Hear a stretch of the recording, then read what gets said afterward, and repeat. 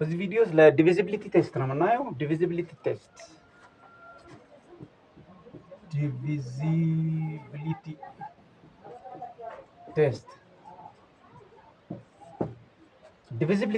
ማለት አንድ የተሰጠን ቁጥር በአይናችን አይተን ይሄ ቁጥር ለአንድ ይካፈላል፣ ለሁለት ይካፈላል፣ ለሶስት ይካፈላል፣ ለአራት ይካፈላል፣ ለአምስት ይካፈላል፣ ለስድስት ይካፈላል፣ ለሰባት፣ ለስምንት፣ ለዘጠኝ፣ ለአስር ይካፈላል ወይስ አይካፈልም የሚለውን ምንለይበት ሜተድ ዲቪዚቢሊቲ ቴስት ይባላል። ዲቪዚቢሊቲ ቴስት እዚህ ላይ የምናየው ከአንድ እስከ 10 ያሉትን እናያለን፣ ኤክስክሉዲንግ 7። የሰባትን ማየት አንችልም በዚህ ደረጃ፣ ምክንያቱም ኢትስ ቬሪ ኮምፕሌክስ። ሶ አት ሃየር ኤዱኬሽን ሌቭል ነው፣ ዩኒቨርሲቲ ደረጃ ነው የሚሰጠው። አሁን እስከ 12 ክፍል ነው ያለው ቲዩቶሪያል እየሰጠን ያለ ነው። በዚህ ደረጃ ከአንድ እስከ 10 ያሉትን ኤክስክሉዲንግ 7ን ሳይጨመር እናያለን ማለት ነው። ለምሳሌ የሆነ ቁጥር እንውሰድ። ለምሳሌ 530 ብንወስድ 530 ይቺ ቁጥር አለች። ይቺ ቁጥር ለአንድ ትካፈላለች? አዎ፣ ማንኛውም ቁጥር ለአንድ ይካፈላል። ያ ስለዚህ ማንኛውም ቁጥር ለአንድ ስለሚካፈል ለአንድ ይካፈላል። አዎ ልክ ነው። እሺ ለሁለት ይካፈላሉ የሚለውን እናያለን ማለት ነው። ይሄ ቁጥር ለሁለት ይካፈላሉ የሚለውን ለማየት ይቺ የመጨረሻዋ ፋይናል ዲጂት ይችኛዋ ዲጂት ማለት ነው ሙሉ ቁጥር ወይም ኢቨን ነምበር መሆን መቻል አለበት። ኢቨን ነምበር የምንለው ምንድን ነው? ለሁለት መካፈል ከቻለ ማለት ነው። ያው የተያያዙ ናቸው ኢቨን ነምበር እና ይህ ለሁለት ይካፈላል ወይስ አይካፈልም የሚለውን ማለት ነው። ይቺ ሙሉ ቁጥር ኢቨን ነምበር ከሆነች ኢቨን ነምበር የምንለው ለምሳሌ 0 ቢሆን 2 4 6 8 እንደዚህ አይነት ነገሮች ከሆኑ የመጨረሻው ዲጂት ለሁለት ይካፈላል ማለት ነው።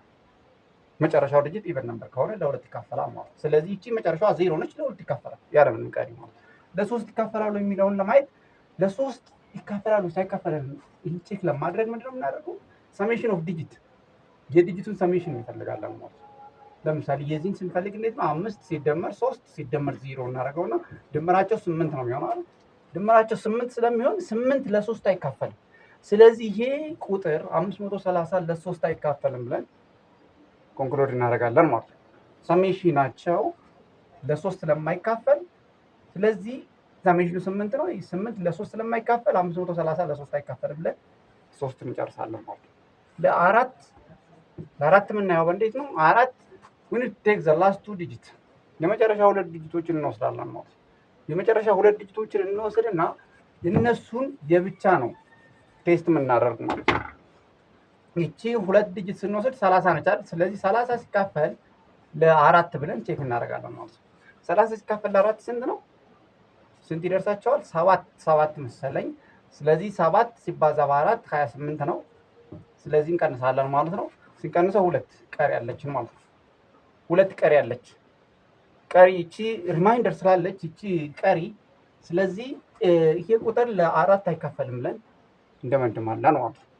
ለአራት አይካፈልም ምክንያቱም ቀሪ ያለ ይቺ ዘላስቱ ዲጂት ለአራት መካፈል ስላልቻለ ይሄ ቁጥር ለአራት መካፈል አይችልም ብለን ጨርሳለን ማለት ነው። ለአምስት ሚለውን ለአምስት እቺ ፋይናል ዲጂት ፋይናል ዲጂት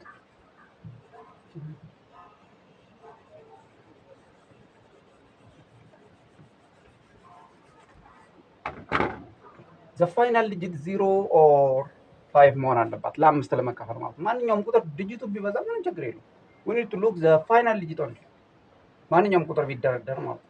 የመጨረሻዋን ስናያት አይዘር 0 ኦር 5 ከሆነች ለአምስት ይካፈላል ብለን እንደመድማለን ማለት ነው። አሁን ይህ ቁጥር መጨረሻዋ 0 ነች አይደል? ስለዚህ ለአምስት ይካፈላል። ይቺ መጨረሻዋን 5 ብናደርጋት ለአምስት ይካፈላል።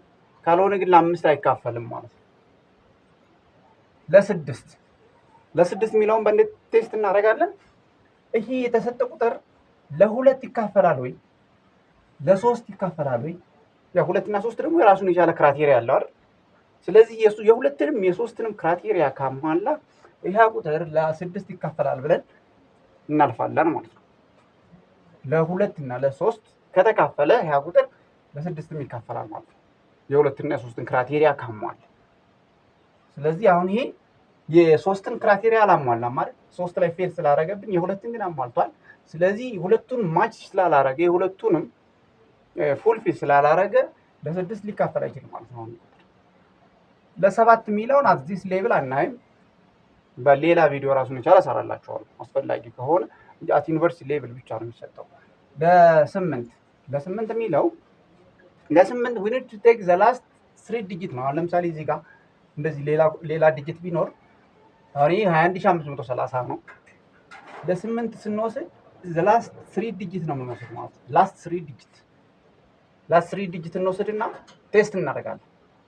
ከዚያ ላስት 3 ዲጂት ስንወስድ ለስምንት ይካፈላል ወይስ አይካፈልም የሚለውን ለምሳሌ ይሄ 530 ነው ላስት 3 ዲጂት፣ እሷ እናካፍልና እናያታለን ማለት ነው። ቴክ ፈጠን ለማድረግ ያክል 530 ሲካፈል ለ8 አይካፈልም። 66.25 ላ 66.25 ስለሆነ ለ8 ሊካፈል አይችልም። ላስት 3 ዲጂት ቼክ ስናደርግ እንደዚህ መጣል ለ8 ስናካፍለው ማለት። ስለዚህ ይሄ ሁሉ ቁጥር 21530 ለ8 አይካፈልም ብለን ኮንክሉድ እናደርጋለን ማለት ነው። ለ9 የሚለው 9 እንደ 3 ተመሳሳይ ነው። ሳሜሽናቸው ነው የምንፈልገው። ሳሜሽናቸው ለ9 ከተካፈለ ያ ቁጥር ሙሉ ቁጥሩ ለ9 ይካፈላል ማለት ነው። ግን ሳሜሽኑ ካልተካፈለ ለ9 ሙሉ ቁጥሩም ለ9 አይካፈልም ማለት ነው። አሁን ለምሳሌ ይህንን ብንደምር ለምሳሌ 2 ሲደመር 1 ሲደመር 5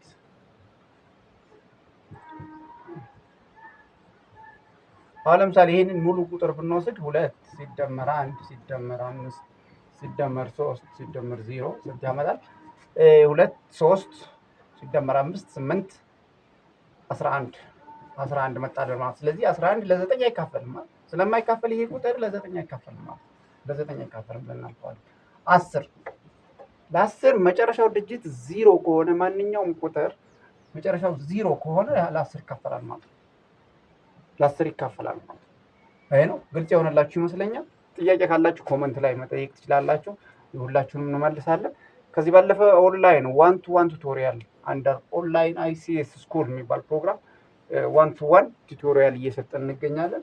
በላይቭ ነው የሚሰጠው፣ ቫያ ዙም እና ጉግል ሚት ላይ ነው የሚሰጠው። ባላችሁበት ሀገር ከሀገር ውስጥም ከሀገር ውጭ ያላችሁ ተማሪዎች በእንግሊዝኛም በአማርኛ በፈለጋችሁ ቋንቋ መማር ትችላላችሁ ማለት ነው። ስለዚህ ኮንታክት አድርጉን። በቴሌግራም ዋትሳፕ ላይ ልታገኙ ትችላላችሁ። ስልክ ቁጥር ልጻፍላችሁ